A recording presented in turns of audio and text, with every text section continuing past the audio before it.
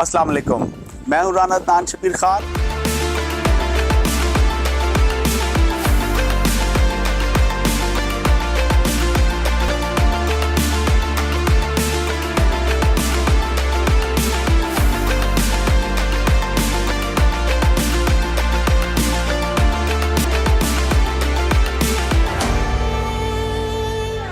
अस्सलाम वालेकुम, मैं हूँ राना अदनान शबीर खान और आप देख रहे हैं नवाए फ़िक्र। सबसे पहले तो आप सबको माह रमज़ान की बहुत बहुत मुबारक हो। मैं जहाँ पर रहता हूँ वहाँ से 90 माइल के रेडियस पर 4 शहर हैं जहाँ पर मुस्लिम कम्युनिटी, ख़ास तौर पर पाकिस्तानी कम्युनिटी एक बहुत बड़ी तादाद में रहती है। उनमें से 2 शहरों में आज पहला रोज़ा है और बाकी 2 शहरों में जो रहने वाले लोग हैं वो कल पहला रोज़ा रखेंगे। बहरहाल इसी तरह ईदें भी इस 90 माइल के रेडियस में जो इन 4 शहर हैं उनमें 2 मुख्तलिफ दिनों में होंगी। हम पाकिस्तानी कहीं भी चले जाएं, हम अपने करतूतों से पहचाने जाते हैं। हम ज़ातों में, फ़िरक़ों में, बरादरियों में और सियासी जमातों में बहुत बुरे तरीके से तकसीम है। कितना आसान है हम पर हुकूमत करना, बिकॉज वो जो एक यूनिवर्सल रूल है ना, डिवाइड एंड रूल, तो हमें तो डिवाइड करने की ज़रूरत नहीं मुझे, तो इसलिए जो ऑलरेडी डिवाइडेड कम्युनिटी होती है और उनकी सेंसिटिविटीज़ का लोगों को पता होता है और वो अकॉर्डिंगली वो लोग उसको एक्सप्लॉइट करते हैं। बहरहाल हम फ़िरका वारियत में तो हर वक्त एक दूसरे का गला काटने के लिए तैयार रहते ही थे। अब तो हम इमरान खान साहब के लिए लड़ने भिड़ने और गालम गलोच के लिए भी हर वक्त तैयार रहते हैं। आ जाते हैं पाकिस्तान की सियासी लड़ाई पर। आज शहबाज शरीफ साहब की 19th रुकनी कैबिनेट ने नए सदर साहब से ओथ ले लिया। एक तवील निगरान सेटअप के बाद आज बाज़ाब्ता एक हुकूमत तश्कील पा गई।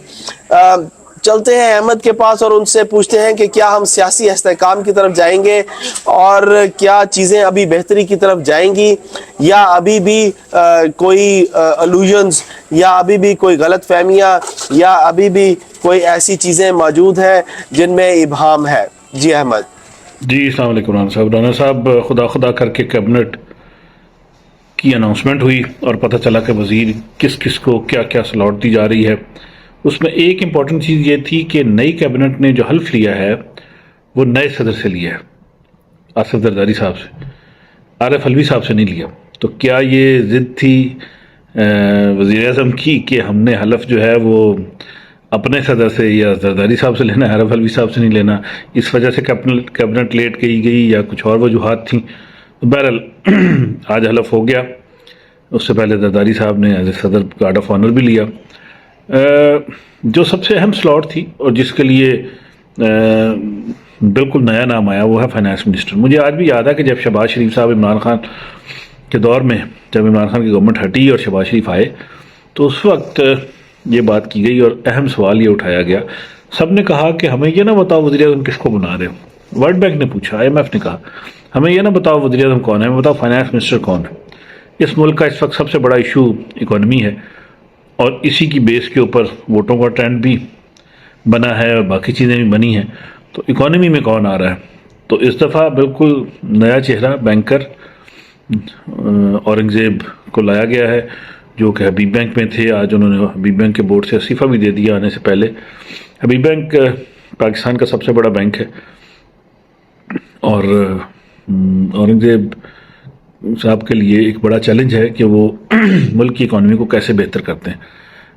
बड़ी सख्त मेहनत की भी ज़रूरत होगी और ईमानदारी की ज़रूरत भी बहुत होगी। जो पहले काम होते रहे हैं, माल बनाओ वाला काम नहीं होना चाहिए। जो पिछले 10 सालों के फाइनेंस मिनिस्टर रहे हैं उन पे काफ़ी अफसोस मलते हुए मैं सिर्फ इतना कहूँगा कि एक दफ़ा एक साहब आए, उन्होंने कहा कि दुबई में जो प्रॉपर्टी बिक रही है उसमें जो भी चीज़ बिकती है उसमें पाकिस्तान के एक मिनिस्टर का नाम होता है कि वो ख़रीदने वाला है, हर प्रॉपर्टी वो ख़रीद रहा है। तो बहरहाल ऐसी चीज़ें सुन के बड़ा अफसोस होता था कि मुल्क के साथ क्या खिलवाड़ हो रहा है। और वो फिर लोग शदीद नारे भी और सियासी तौर पे हमारे साथ ये जुल्म और ज़्यादती हो रही है, साथ नारे भी लगाते थे, साथ मुल्क भी लूटते थे। तो उम्मीद करते हैं कि नए वज़ीर ख़ज़ाना औरंगज़ेब जो हैं वो ईमानदारी से मेहनत से काम करेंगे और मुल्क की इकॉनमी में बेहतरी लाएंगे, जिसकी हर एक ख्वाहिश है। और पीछे जो डंडा है, या मादरत के साथ पीछे जो जितने भी फैक्टर्स हैं, जो सुप्रीम कोर्ट भी है, एस्टेब्लिशमेंट भी है, सारी हैं, वो किसी भी सूरत में बेईमानी और नालायकी को नहीं चलने देंगे और इंशाल्लाह पाकिस्तान तरक्की करेगा। यही हमारी दुआ है। रमज़ान शरीफ की मुबारकबाद। राना साहब सॉरी, सबसे पहले मुबारकबाद देनी चाहिए थी। रमज़ान शरीफ की मुबारकबाद सारे हमारे व्यूअर्स के लिए। अल्लाह ताला नेकियां करने की, नेकियां समेटने की रमज़ान शरीफ में तौफीक व खैर फीक अता फरमाए। आप भी हमारे लिए दुआ करें। बहुत शुक्रिया जी राना साहब। ख़वातीन व हज़रात, इस कैबिनेट में कोई भी पाकिस्तान पीपल्स पार्टी का रिप्रेजेंटेटिव मौजूद नहीं है, हालांकि वो बहुत बड़े कोलिशन पार्टनर हैं। KPK के चीफ मिनिस्टर साहब की धरने, लॉन्ग मार्च और लॉकडाउन की धमकियां अपनी जगह मौजूद हैं। इवन सेंटर में एक स्ट्रॉन्ग ऑपोजिशन मौजूद है। मौलाना डीजल साहब भी अपनी दुम पर खड़े हैं।